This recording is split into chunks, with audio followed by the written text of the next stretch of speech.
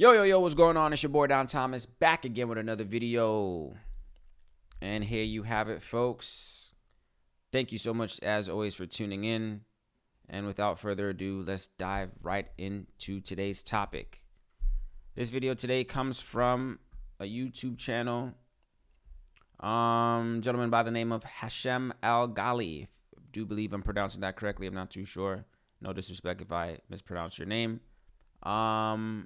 But basically, the video is entitled EctoLife, the world's first artificial womb facility, aka human engineering.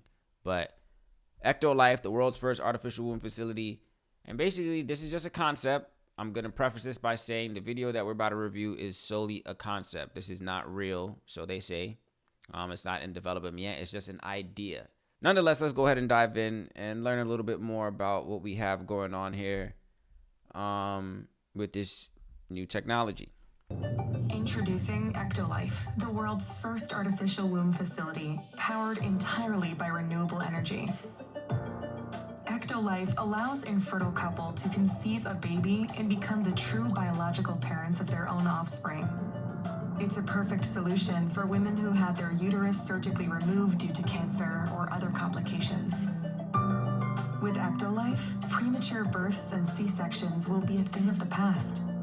All right, so of course they're going to lead with the benefit, which is indeed valid, right? So, of course, you know, the situations where couples are unable to naturally give birth for whatever reasons, you know, of course, there's the complications that come with childbearing as well, too. I would say before, during, and after, right? So, of course, this is, as all corporations do, present a problem or identify a problem and come up with a solution. So this is a proposed solution to alleviate the complications that come with natural childbearing. Let's keep watching. The facility features 75 highly equipped labs. Each state-of-the-art lab can accommodate up to 400 growth pods or artificial wombs. Every pod is designed to replicate the exact conditions that exist inside the mother's uterus. A single building can incubate up to 30,000 lab-grown babies per year. All right, so I have mixed emotions. It's like, I mean, I have a set. I kind of want to. It's creepy. I think I'm trying to mince my words. It's kind of creepy to me. That's kind of what I'm getting at here, people. I get it. For the points mentioned earlier in the video, you know, just now, I get it.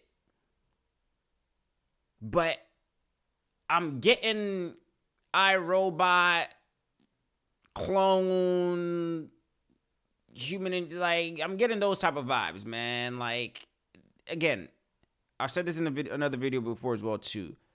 Yeah, you could do this with these new advancements, but you can also do things like this as well, too.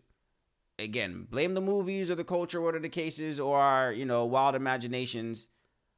I see how this can become profitable. Again, just using numbers, 30,000. It's just like, when you say things like that, it's just like, oh, I just think money. You know, it's a corporation, money. As soon as you're a business, you're in it to get the biggest ROI, return on investment, right? So it's just like, a facility that can hold X amount per building of babies in a facility, this and the other, it's a little creepy to me. Initial stance, right? But let's watch a little bit more. With EctoLife, your baby will receive the best nutrients that can support their growth. Each group of pods is connected to 2 central bioreactors. The first bioreactor contains nutrients and oxygen, which are supplied to your baby through an artificial umbilical cord. This bioreactor also contains a liquid solution that serves as the amniotic fluid that surrounds babies in the mother's uterus. It's rich of vital hormones, growth factors, and antibodies that sustain your baby's growth and development. Thanks to a system controlled by artificial intelligence, each baby receives custom nutrients tailored to their needs. Each baby receives custom nutrients tailored to its needs. So not the normal food that the mother eats and is fed directly through the umbilical cord, the nutrients that the baby could enjoy. No.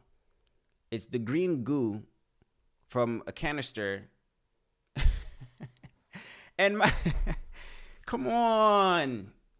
And it's funny because on the previous video I uploaded on this channel, I was talking about the fake food, right? So one could argue and say, well, hey, you just said that the food was fake, so if the mother's eating that fed, through the umbilical cord, whatever the case is, it's either that or you want the green goo that has the nutrients. What are the content? What is the subject matter of this?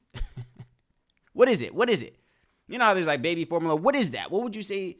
Okay, it includes antibodies and this, that, and the other. What is that? And why am I going to believe that that is indeed what my child needs to be fully sustained? I don't know. It's just like, I think the overall, man, when people say, yo, we're doing too much. It's like, my thing is this, right? And, leave your comments down, of course, as well, too. I'm always going to encourage that. Are we supposed to be doing all of this? It's like, as a human species, like, again, technological advances, I'm all for that. But I think when we start, I think there's boundaries. I think, are we supposed to be doing this? Prior to placing the fertilized embryo of your baby inside the growth pod, in vitro fertilization is used to create and select the most viable and genetically superior embryo, giving your baby a chance to develop without any biological hurdles. And if you want your baby to stand out and have a brighter future, our Elite Package offers you the opportunity to genetically engineer the embryo before implanting it into the artificial womb. Thanks to CRISPR-Cas9 gene editing tool, you can edit any trait of your baby through a wide range of over 300 genes. By genetically engineering a set of genes, the Elite Package allows you to customize your baby's eye color, hair color, skin tone, physical strength, height, and level of intelligence. You see? So we'll never be able to dodge classism. That's made evident because the Elite Package of this human engineering, genetic modifying, you can now modify the eye color, the hair color, the skin tone, the physical strength, the height, and the level of intelligence. Who's gonna want a dumb baby? So it's like, ooh, let me create another LeBron. Like, what are we doing, people? What happened to the natural process of, hey man, a little bit of what, and of course this is still kind of all of that as well too. You take a little bit of mom, a little bit of daddy, mix it together. But is this not playing God if you believe in God? Who are we to feel like we can now genetically modify our offspring? You see, it sounds cool when on surface level, especially if you're, a video game, like create a character, this and the other. Like, it sounds cool. But the Elite Package, customize the default settings of your character, your child.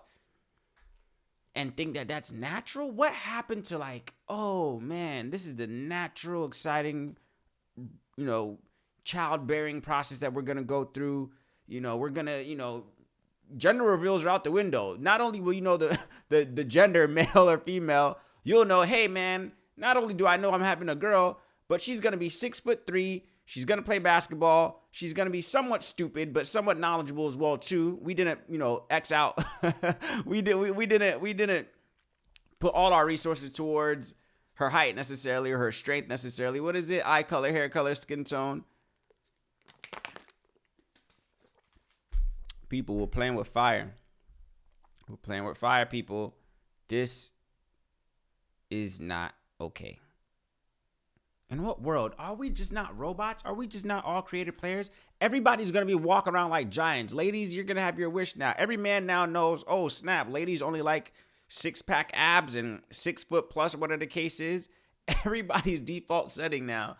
Of course, maybe not everybody because, of course, this is not going to be available. I see a situation where this is not going to be available for everybody. Of course, already, as they said, the exclusive packages where you get these special features to be able to modify your baby. So, of course, everybody, there's still going to be, abnormalities or people that are less knowledgeable in this, that, and the other, whatever the case is. But nonetheless, what do we think this is going to do? And it's just like, if you can do this, isn't cloning then possible? Isn't then, there's even conversations around like uploading consciousness into other bodies. Is this not just what we're doing here? And it's like the mad scientists and Frankenstein, like, isn't that what we're doing here when we start playing around with things like this? I don't know, man. I think it's a bit much. I think we are taken away from what makes you human. We are taken away from the essence of what happened to like loving our flaws and like loving I feel like there's a certain art or like appreciation that comes with the abnormalities or like the uniqueness of certain people, like, oh, the freckles, or I guess you can generate the freckles of course if you want as well too, but like the birthmark is like, is that still going to be a thing? Or, it's like what are we just going to completely wipe away all human error? Then what are we? Are we not robots at that point? It's a bit much, man. It's a bit much.